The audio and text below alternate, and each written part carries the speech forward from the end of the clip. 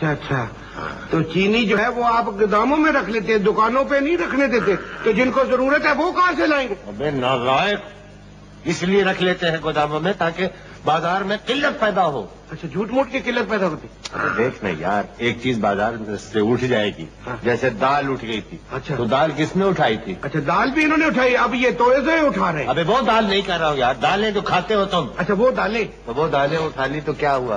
بازار میں دال نہیں تھی، 16 روپے بکی، 18 روپے بکی، وہ مہربانی تھی 16-18 بکی، وہ 40 روپے سیر بھی بیچتے تو لوگ خریدتے، جاتے کہاں وہ؟ اب آ گئی ہے باری چینی کی، ساری کھینچ کے تو گوداموں میں یہ ٹھوس دیں گے، جب بازار میں نہیں ہوگی چینی تو جس مرضی سے بیچیں گے بکے گی۔ اس کا مطلب یہ ہو گیا نا کہ مہنگائی صرف اس لیے ہے کہ دکانوں کی بجائے اب چینی جو ہے وہ گوداموں میں سجی ہوئی ہے۔ صرف چینی نہیں اور بہت سی چیزیں بھی سجی ہوئی، تو آدمی ایسے ہی امیر تو نہیں بن جاتا، ایسے ہی تو ڈیلر کیوں جی سیٹھ صاحب کوٹیاں نہیں بنوا لیتے، کارخانے نہیں لگوا لیتے، اللہ نے کوئی عقل دی ہے۔